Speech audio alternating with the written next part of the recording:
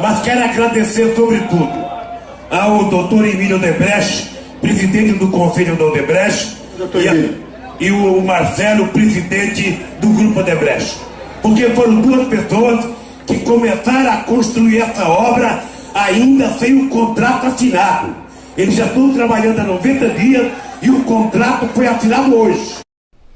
O Jornal da Record mostra agora a última reportagem da série sobre os negócios da família do ex-presidente Lula. Hoje é a vez do sobrinho e de uma das noras dele. A prosperidade dos negócios da família Lula vai além do território nacional. A hidrelétrica de Cambambi, em Angola, foi inaugurada em 1963. Recentemente, começou a ser modernizada e ampliada. A construtora responsável pelas obras, que começaram em 2011, é a Odebrecht. A empresa é investigada pela Operação Lava Jato por suspeita de ter pago propina em troca de contratos milionários da Petrobras. O diretor-presidente da empresa, Marcelo Odebrecht, próximo ao ex-presidente Lula, está preso desde 19 de junho no Paraná, suspeito de participar do esquema. A empresa de um sobrinho do ex-presidente Lula, a Exergia Brasil, foi contratada pela Odebrecht para realizar as obras na hidrelétrica de Angola. Taiguara Rodrigues dos Santos é dono, desde 2009, de 49% da Exergia Brasil. Um grupo português é proprietário da outra parte da empresa. Até 2007, Taiguara instalava vidros em varandas em Santos.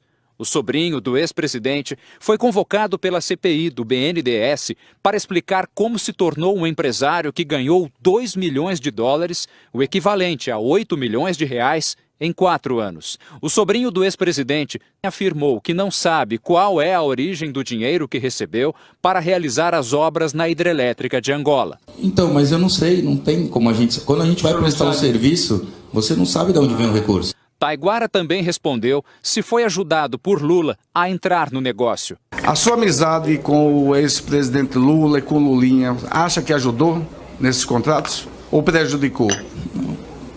Eu acho que não interfere em nada, nem positivo nem negativamente. Uma das noras do ex-presidente, Marlene Araújo Lula da Silva, foi por 7 anos contratada do Serviço Social da Indústria, o SESI, de São Bernardo do Campo. Ela passou a ser investigada pela Controladoria Geral da União em 2014 por suspeita de ser funcionária fantasma. Marlene recebia R$ 13.500 por mês.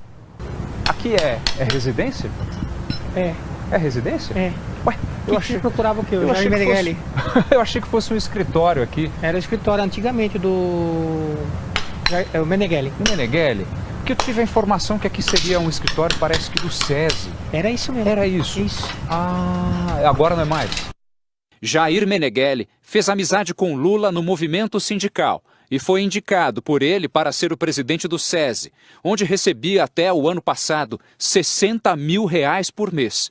O deputado Fernando Francischini vai reapresentar o requerimento que convoca a nora de Lula e o ex-sindicalista para depor na Comissão de Fiscalização Financeira e Controle da Câmara. Os escritórios foram vasculhados por militares da contra-inteligência.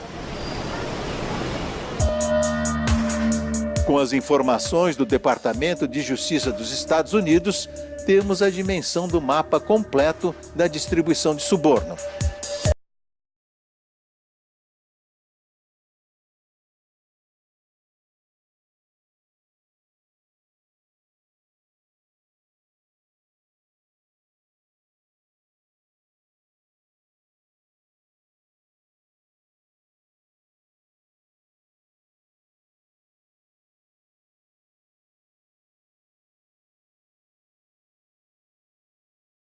Do México à Argentina e na África, quase 800 milhões de dólares distribuídos a políticos e funcionários públicos em troca de favorecimento. Boa noite. A partir de hoje, o Jornal da Record revela em 5 reportagens a investigação sobre os empréstimos feitos pelo BNDES, o Banco Nacional de Desenvolvimento Econômico e Social. Cifras bilionárias que saíram da conta dos brasileiros para bancar obras no exterior. O BNDES, um banco público, financiou de 2003 a 2015 as maiores empreiteiras do país para trabalhar fora do Brasil. As mesmas construtoras que agora são alvo de investigação por corrupção. A pergunta que tentamos responder é: Por que os governos Lula e Dilma foram tão generosos com essas empresas?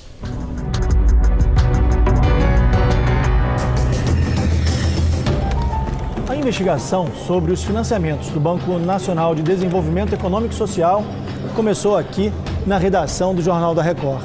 Eu, o repórter Lúcio Sturmi e os cinegrafistas Edgar Luqueta e Gilson Fred formamos as duas equipes de apuração.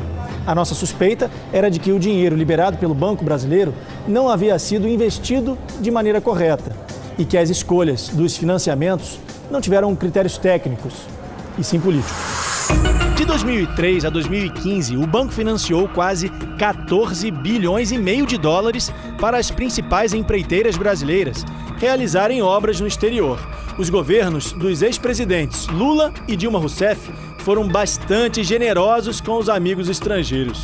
As obras criaram empregos lá fora, ajudaram governos a se promover e ainda financiaram campanhas de vários políticos. Não por acaso, todas as construtoras que receberam dinheiro nos mandatos de Lula e Dilma estão sendo investigadas pela Operação Lava Jato.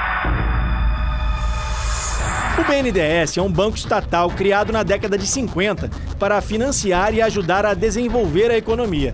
Não há correntistas como os bancos tradicionais que a gente conhece. Funciona assim: se uma empresa ou um empreendedor precisam de recursos, o banco autoriza um empréstimo a juros menores do que a média de mercado. O dinheiro deve ser usado para a geração de empregos, infraestrutura, obras de saneamento, tanto no Brasil quanto em outros países. O problema é que no exterior, em governos sem transparência, é mais difícil saber o que foi feito com o dinheiro. Os critérios de ir atrás desses países ficaram um tanto quanto nebulosos. Se você bater o olho nos países que foram apoiados, você começa a ver que são, na sua grande maioria, países que eram ideologicamente mais alinhados com o governo passado. Nossa equipe saiu daqui do aeroporto de Guarulhos.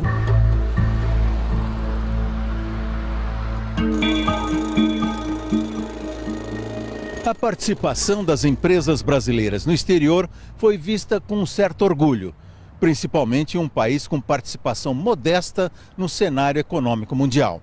Pontes e estradas construídas por empreiteiras brasileiras cruzaram vastos territórios na América Latina e na África.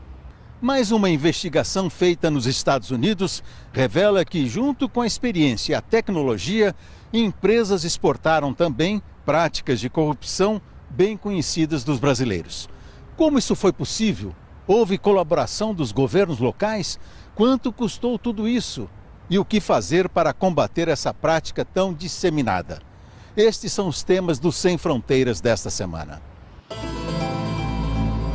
Depois de abalar os alicerces da política no Brasil, novas revelações sobre a atuação internacional da Odebrecht vão mostrando que a empreiteira é também fonte de desestabilização política na América Latina e em outras partes do mundo. A complexidade e o alcance do esquema de propinas e favorecimentos nas Américas e na África foi revelada pelo Departamento de Justiça dos Estados Unidos, que, graças a um acordo, obteve confissões detalhadas sobre os malfeitos do grupo. A investigação americana revelou que a Odebrecht montou um gigantesco esquema de suborno e fraude. Desde 2001, a empresa pagou aproximadamente 788 milhões de dólares em suborno a funcionários e políticos de ao menos 12 países para obter contratos de obras públicas. O professor Sérgio Lazzarini é autor do livro Capitalismo de Laços, os donos do Brasil e suas conexões. Ele estuda as relações entre empresas privadas e o setor público e conhece a fundo como acontecem os desvios de conduta empresarial dentro e fora do Brasil. E essa saída das multinacionais brasileiras, principalmente na área da construção civil, para outros países e que provocou também problemas lá fora, isso também teve uma certa participação do Estado? Total. Quer dizer, grande parte desses contratos de exportação de serviços de construção, eles foram uma iniciativa ou uma indução pública, tá? Notadamente a partir de empréstimos do BNDES. Por quê? Porque nesses contratos internacionais, normalmente a taxa de juros praticada é baixa, bem mais baixa que a nossa prática interna. Então é prática mesmo os estados, os governos auxiliarem as empresas. Tá? O que aconteceu é que esses contratos acabam sendo concentrados em poucas empresas e determinados países que aparentemente eram mais convenientes para o governo seguir uma lógica meio geopolítica, né, de influência internacional que o governo pretendia. E quando as nossas empresas vão para outros países, levam também esse, digamos, know-how de corrupção que foi criado aqui dentro? Se você olhar a grande parte desses contratos de exportação, nós estamos falando em países emergentes, países em desenvolvimento / emergentes. São países que, como o Brasil, eles ainda têm instituições que precisam ser reforçadas, incluindo instituições de controle, instituições de transparência. É típico nessas condições que você acaba tendo também mais incentivo para o pessoal se conectar com o sistema político. Bom, a gente tem que analisar esse fenômeno do ponto de vista tanto da demanda como da oferta. Em boa parte desses países também você tem, digamos assim, uma certa demanda por parte das elites políticas e elites burocráticas por propina. Isso de um lado. Por outro lado, a Odebrecht adotou uma espécie de, digamos assim, divisão de conquistas de mercado que replica um pouco aquilo que antigamente a esquerda definia como um certo imperialismo multinacional. De fato, a estratégia da empresa foi uma estratégia de vencer e vencer e vencer a qualquer custo licitações. Então você tem os dois lados. Você tem o lado de uma elite corrupta, que nós sabemos muito bem que os danos que isso causa, principalmente em países em desenvolvimento, e do outro lado você tem aquele ofertante de propina, que no caso é a empresa, para conquistar negócios faz de tudo em função de seus objetivos estratégicos.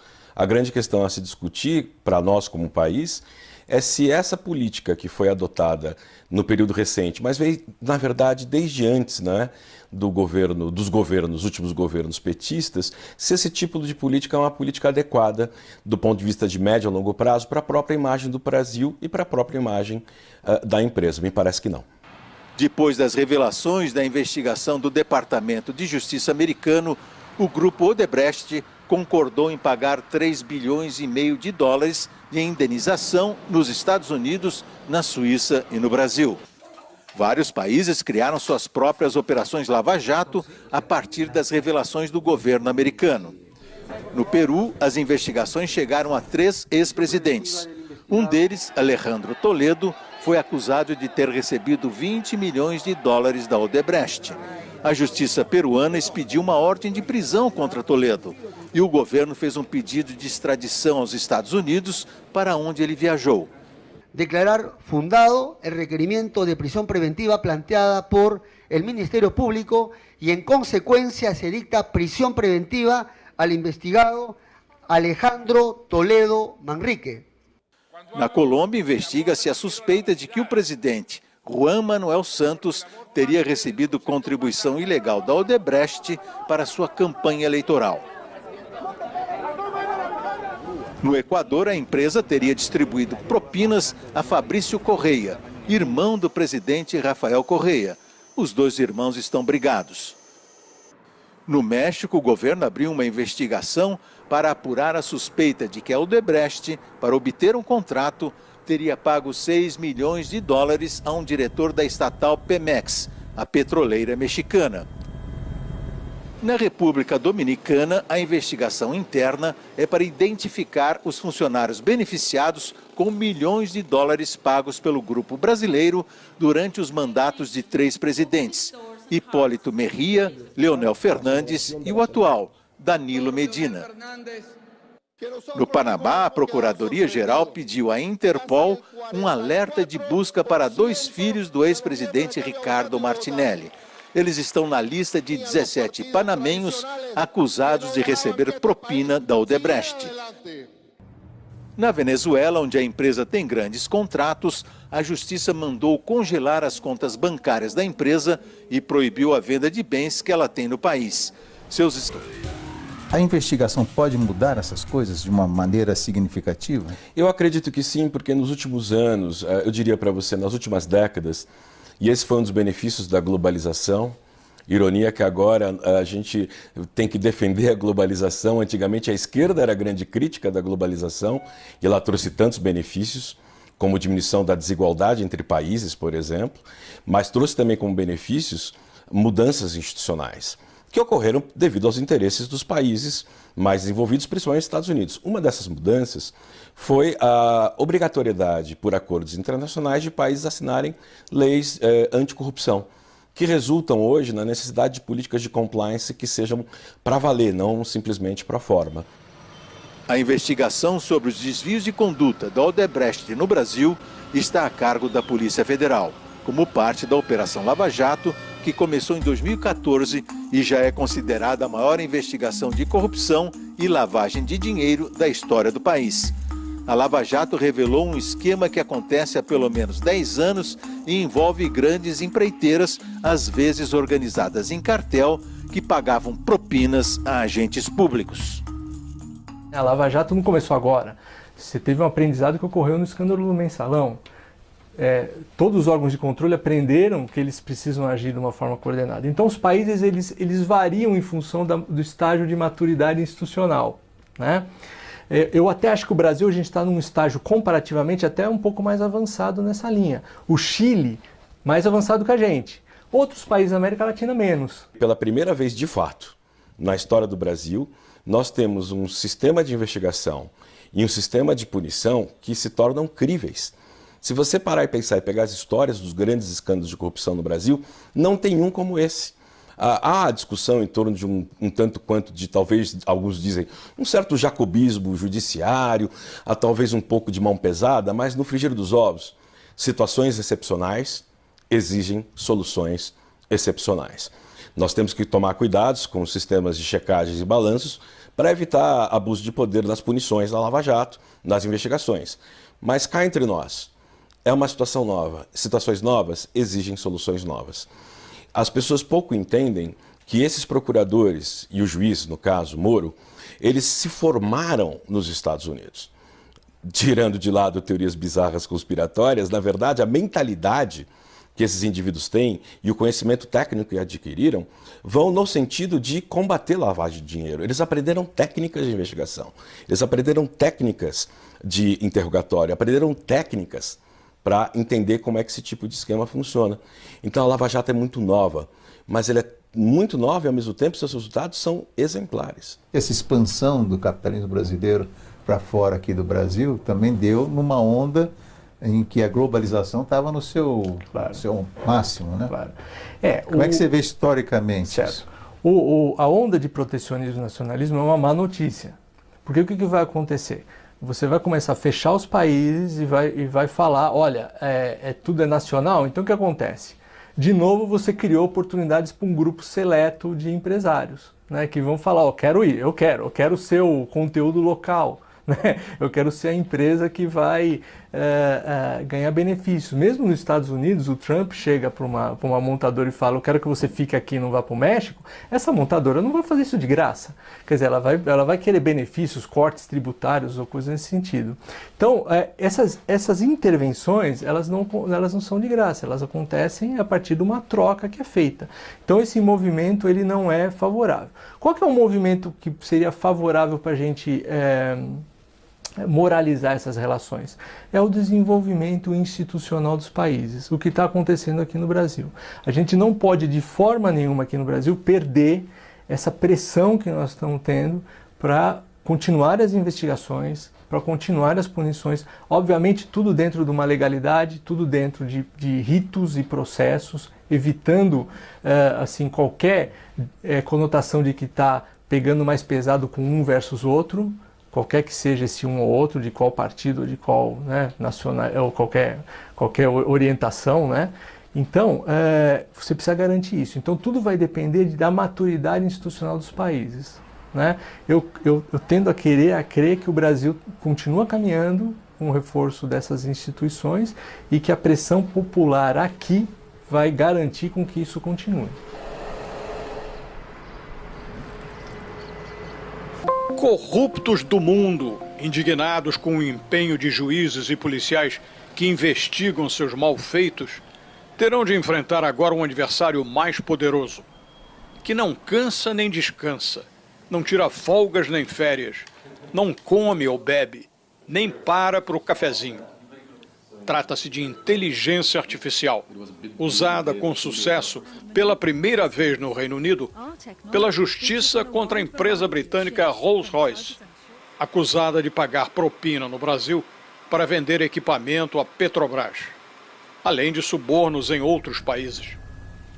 O escritório britânico de fraudes sérias utilizou contra a Rolls-Royce um programa de computador que examina, avalia e classifica documentos com uma rapidez que nenhum ser humano alcança e sem cometer erros.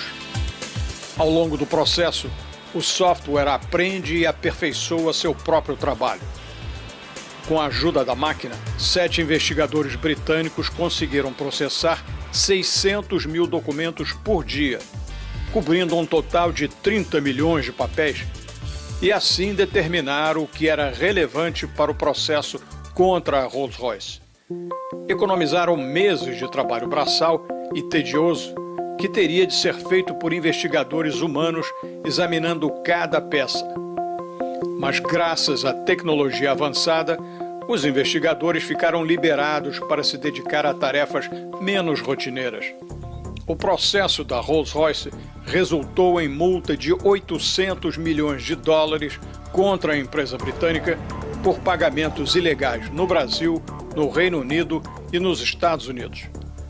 25 milhões foram para o Ministério Público do Brasil, 170 milhões para o Departamento de Justiça americano e 600 milhões de dólares para o Escritório Britânico de Fraudes. Propinas em outros países permanecem sob investigação. O caso da Rolls-Royce chegou aos tribunais britânicos por um mecanismo semelhante ao da colaboração premiada da Lava Jato brasileira. A empresa recebeu uma multa vultosa e seus diretores ainda podem ser processados. Juntando-se essa multa recorde com a desvalorização cambial da libra esterlina, a Rolls-Royce teve, no ano passado, um prejuízo equivalente a 7 bilhões de dólares. Vale lembrar que a Rolls-Royce envolvida com propina à Petrobras nada tem a ver com a prestigiada fábrica de carros de luxo, hoje controlada pela BMW alemã. A origem é comum, mas a empresa multada agora opera em separado. Fabrica turbinas para aviões de grande porte, navios e usinas de energia. Tem sede no Reino Unido, mas seus 50 mil empregados se espalham por 46 países. Rolls-Royce have been bribing, quite frankly, for many years. It's been part of their business model, as it was with, say, Siemens, who got fined $2 billion not so long ago. There are always going to be companies that see opportunities to make lots of money in what they might regard as a low